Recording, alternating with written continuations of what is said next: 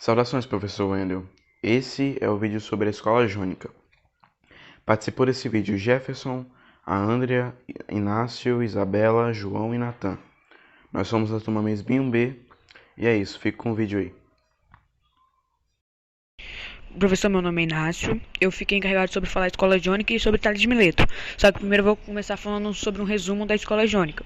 A escola jônica é a primeira do período naturalista, preocupando-se com os componentes, como achar a substância única, a causa ou princípio do mundo natural, vário, múltiplo e mutável. Seus pensadores são Tales de Mileto, Anaximandro de Mileto, Anaximenes de Mileto e Heráclito de Éfeso. Agora eu vou falar um pouquinho sobre Tales de Mileto. Tales de Mileto, ele nasceu em Mileto entre 623 e 624 a.C. Ele foi um importante pensador, filósofo e matemático grego pré-socrático e considerado por alguns pai da ciência e da filosofia. Tales de Mileto, ele acreditava que tudo se originava da água. Quando denso se transformaria em terra e quando aquecida se transformaria a vapor. Após esfriar, retornava ao estado líquido, garantindo a continuidade do ciclo. E também muitos pesquisadores, historiadores acreditam que Tales de Mileto, com conhecimento matemático e da astronomia, da astronomia, ele conseguiu prever o eclipse solar. Mas tem muitos que não acreditam, falam que isso é falso, que é mentira. E só, valeu, fui. Eu, Andrea, vou falar sobre Anaximandro e eu vou fazer uma breve biografia dele aqui e é isso. Bom, Anaximandro ele nasceu por volta de 610 a 546 a.C. Nasceu na cidade de Mileto, que hoje é a atual Turquia. Ele foi um matemático, geógrafo, astrônomo, político e filósofo pré-socrático. Esse termo pré-socrático ele classifica os filósofos que vieram antes de Sócrates, só para dar um ênfase. Bom, seguindo os passos de Tales de Mileto, ele tentou desvendar um mistério sobre o princípio único e primordial da vida, que para Tales de Mileto era a água. Bom, a partir daí então, ele criou o conceito de Aperon, que difere do axé, que foi desenvolvido por Tales. Assim, o axé inclui um dos 4 elementos como gerador de tudo, a água. Já o Aperon define que o mundo teve origem de uma substância indefinida que representava o infinito e o indeterminado. Nas palavras do filósofo, o que vem antes e depois do finito tem que ser infinito. Segundo ele, o Aperon era indestrutível e representava a massa geradora do cosmos e dos seres. Era criado pela luta entre os elementos contrários, como o frio, o calor, o úmido, o seco e etc. Além disso, Anaximandro desenvolveu teorias astronômicas. Ele conseguiu medir a distância entre as estrelas e afirmou que a Terra era cilíndrica e estava no centro do universo. Na área da geografia e astronomia, foi o primeiro da história a desenhar um mapa celeste e um terrestre. Há ainda uma teoria de que ele tenha sido o inventor do relógio solar, o gnomo. Outras versões dizem que esse conceito já existia e que foi o filósofo que introduziu na Grécia Antiga. Em resumo, Anaximandro foi um visionário e suas ideias são atualmente utilizadas na ciência, tendo relação com a física moderna. Uma das frases do Anaximandro diz: o ilimitado não tem princípio, pois nesse caso seria limitado. E é isso. Anaximenes foi discípulo de Anaximandro. Viveu na cidade de Mileto por volta dos anos de 585 e 528 a.C. Ele continuou o trabalho de seu mestre, mas com algumas diferenças. Ele também é um filósofo que está preocupado com a cosmologia, o que teria originado o princípio de tudo, o arqué. Anaximenes pensa em um elemento gerador infinito, mas muito bem definido, opondo-se neste caso a Anaximandro, que dizia que o elemento era indefinido. Para Anaximenes, o princípio é o ar, pois para ele o ar habita todos os corpos. A alma, que é o que anima o corpo, era composta de ar. Anaximenes acreditava que, através da condensação, o ar se transformaria em objetos sólidos e líquidos, e através da rarefação, em fogo e em gases.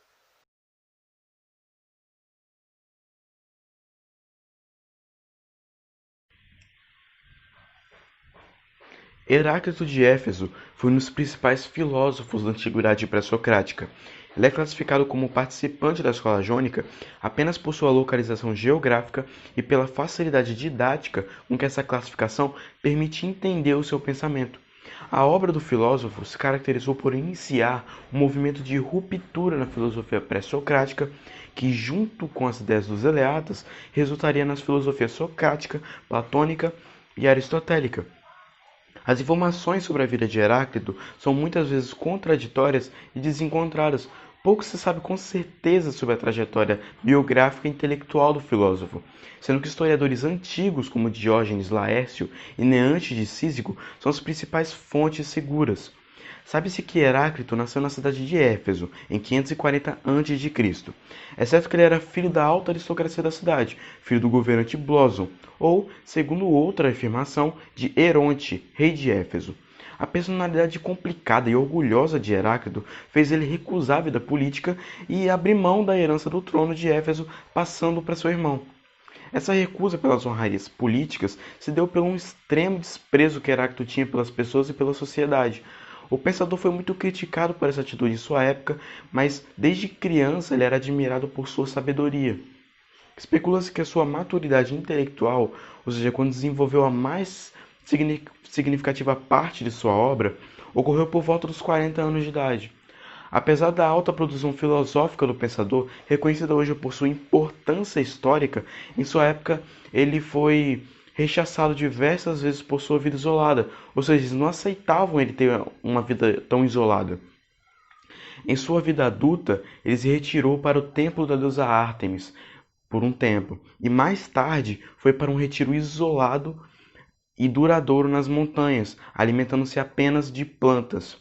Em sua velhice, foi acometido por uma doença conhecida pelos antigos como hidropsia, também conhecida hoje como edema, que consiste num acúmulo anormal de líquido pelas células e cavidades do corpo, provocando inchaços e funcionamento anormal dos órgãos. Por ocasião da doença, Heráclito foi obrigado a voltar para a cidade e consultar os profissionais que ele tanto criticou, os médicos. O pensador perguntou aos profissionais se eles poderiam fazer da inundação de seu corpo uma seca, sem obter entendimento dos médicos do que se tratava. Desistindo do tratamento convencional, pensou que o calor do estrume produzido nos estábulos poderia fazer evaporar o líquido de seu corpo. Por acreditar nessa ideia, ele se afundou no estrume. Algumas fontes dizem que o seu corpo já debilitado não conseguiu se livrar das fezes, tendo morrido submerso por asfixia, e seu corpo continuou lá por muito tempo. Irreconhecível pelo estado de decomposição, pode ter sido devorado por cães. Outras fontes dizem que Heráclito conseguiu até sair do esterco e que teria morrido mais tarde por causas naturais, provavelmente ligadas à sua doença. É certo apenas que ele morreu no ano de 470 a.C. aos 70 anos de idade. Heráclito inaugura uma maneira de pensar o surgimento do universo diferente do que fazia os jônicos e pitagóricos, pois, enquanto esses apresentavam uma unidade material como elemento originário de tudo, Heráclito depositou sua especulação em um elemento, o fogo, por sua capacidade de se movimentar, agitar e transformar as coisas. Segundo esse pensador, o mundo e a natureza são constantes movimentos, tudo muda o tempo todo, e o fluxo perpétuo, ou seja, o movimento constante, é a principal característica da natureza. O professor José Cavalcante de Souza explica a essência de todo o pensamento heraclitiano acerca da natureza. No texto Sobre filósofos pré-socráticos da coleção Os Pensadores, Heráclito diz em alguma passagem que todas as coisas movem-se e nada permanece imóvel, e ao comparar os seres com a corrente de um rio, afirma que não poderia entrar duas vezes no mesmo rio. Essa afirmação condensa o significado do fluxo heraclitiano, pois o movimento constante é a marca principal da natureza, como já disse lá em cima. Nada fica estático, tudo se move, tudo muda. O rio muda a cada segundo, do mesmo modo que a pessoa muda a cada segundo. Sendo assim, uma mesma pessoa não pode entrar duas vezes no mesmo rio, pois tanto o rio quanto a pessoa já não serão mais as mesmas. Heráclito defende que não há unidade natural no mundo, mas duelos e dualidade constante. O mundo é um eterno devir, afirma o filósofo, querendo dizer que há uma constante mudança imprevisível que caracteriza a natureza. O pensador despreza a noção de essência e defende que existe uma mutabilidade surgida de vários processos contínuos que resultam no que é o mundo. Essa relação é composta pelo duelo entre os contrários, o qual gera novas características. Por pensar assim, Heráclito é considerado até mesmo como o pai da dialética. Existem divergências quanto à obra de Heráclito, pois os estudiosos chegaram à conclusão que ele teria escrito uma obra completa, chamada Sobre a Natureza. Não obstante, pesquisas mais recentes tentam mostrar que a obra do filósofo consiste em um conjunto de aforismos espaçados e separados, ou seja, conjuntos sem ser um conjunto único. No entanto, as publicações atuais reúnem os fragmentos heraclitianos para publicá-los em uma obra intitulada Sobre a Natureza, pois esse é o tema geral, sendo um único livro ou não. Essa confusão se deu pelo encontro de fragmentos de suposta autoria do filósofo que não teriam uma continuidade. Não se sabe ao certo se a obra fragmentada foi propositalmente escrita assim ou se tal fragmentação se deu pela ação do tempo e dos seres humanos. Continuando na ideia de Heráclito, podemos observar a maior disputa do mundo antigo. De um lado, nós temos Heráclito, que defende a mudança contínua das coisas e a recusa a uma essência fixa e rígida que defina tudo. De outro, nós temos Parmênides, que defende que não há mudança, pois as essências permanecem as mesmas e a mudança que acontece é superficial, fruto do engano dos sentidos. De fato, Heráclito e Parmênides não se conheceram, mas a relação conflituosa dos pensamentos de ambos os filósofos foi reconhecida nas obras de Platão, de Aristóteles e dos pré-socráticos pluralistas. Para além do reconhecimento dessa oposição, os pré-socráticos pluralistas dedicaram-se a formular teorias cosmológicas que dessem conta de explicar essa oposição, fazendo questão de mostrar que no mundo há ao mesmo tempo movimento e imobilidade. Segundo Heráclito, a única coisa que não muda é que tudo muda.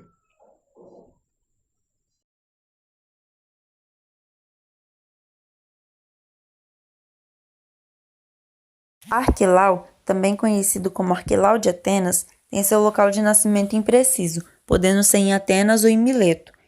Sua data de nascimento também é imprecisa, podendo ser no século V a.C. Arquelau foi discípulo de Anaxágoras e a tradição o apresenta como mestre de Sócrates.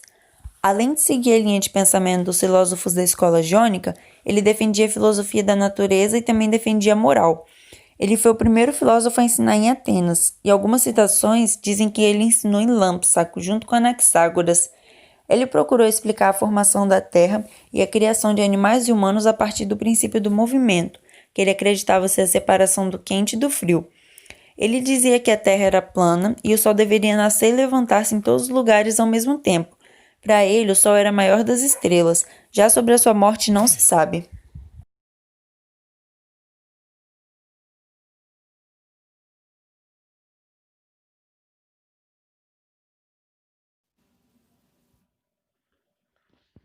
Anaxágoras de Clazomenas foi um dos filósofos pré-socráticos pluralistas. Assim como esses, ele estava tentando formular uma nova teoria para o surgimento de todo o universo, que não reconheça as narrativas mitológicas.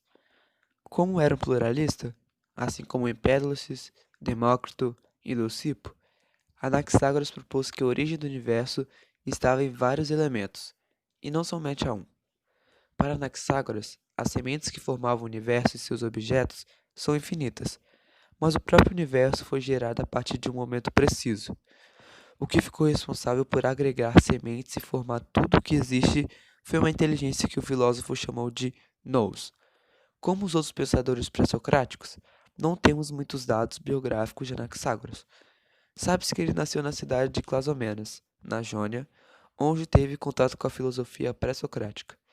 Quando adulto, passou a residir em Atenas, levando para lá a filosofia que se desenvolvia na Jônia. Anaxágoras foi o primeiro pensador a explicar de maneira correta a ocorrência de um eclipse solar, e sua teoria contrariava a existência do deus Apolo, que na mitologia grega era quem carregava o sol. Isso fez com que caçassem ele, e a sua condenação forçou-o a fugir de Atenas, fixando residência na cidade jônica de Lansacos. Sabe-se que Anaxágoras escreveu uma obra da qual restaram apenas fragmentos pouco conservados. A conservação dos fragmentos é atribuída principalmente ao grego antigo Simplício, que viveu no século I d.C. Muitos trechos atribuídos a Anaxágoras aparecem em diálogos platônicos, como Fédon e em escritos de Aristóteles. Chegou a hora da revisão. Vamos recapitular todas as ideias de todos os filósofos abordados aqui nesse seminário, começando com Tales de Mileto, que dizia que a origem de tudo era por meio do elemento água. Ele criou um ciclo para explicar a origem de tudo, a origem de todas as coisas. Ele falava que quando a água ficava muito densa, ela se transformava em terra. Quando a água era aquecida, ela viraria vapor. E quando resfriava, retornaria ao seu estado líquido, garantindo assim esse ciclo perpétuo, ficar um ciclo contínuo. Essa era a ideia de Tales de Mileto. Passando agora para a ideia de Anaximandro, que dizia que o princípio de tudo, o elemento primordial era o apeiron, era um elemento infinito e indeterminado, era uma matéria eterna e não tinha como se quebrar, era indestrutível. Dela, Anaximandro acreditava que vinha todos os seres finitos e determinados. Passando para a ideia de Anaximenes, ele dizia que o ar era o elemento que originou todas as coisas. Ele falava que tudo era composto por ar, seja um ser inanimado ou animado, era tudo composto por ar, segundo Anaximenes. Agora, segundo Heráclito, ele falava que a origem de tudo era com base no fogo, porque ele tinha a capacidade de movimentar e agitar e transformar todas as coisas. Ele dizia que o mundo e a natureza são constantes movimentos. Ele acreditava que tudo mudava o tempo todo, e o movimento constante era a principal característica da natureza para Heráclito. Passando agora para a ideia de Arquelau, esse filósofo falava que o princípio era o movimento. O princípio do movimento era a separação do quente e do frio para Arquelau, a partir do qual ele procurou explicar a formação da Terra e a criação de animais e humanos. Ou seja, ele afirmou que o princípio de tudo era o movimento, era a separação do quente e do frio. Como agora Anaxágoras, como esse cara era pluralista, ele acreditava que a origem de tudo era por vários elementos infinitos, e não somente por um, segundo os outros filósofos apresentados aqui. Era várias partículas, vários objetos infinitos que geraram o universo. Foi essa a nossa revisão.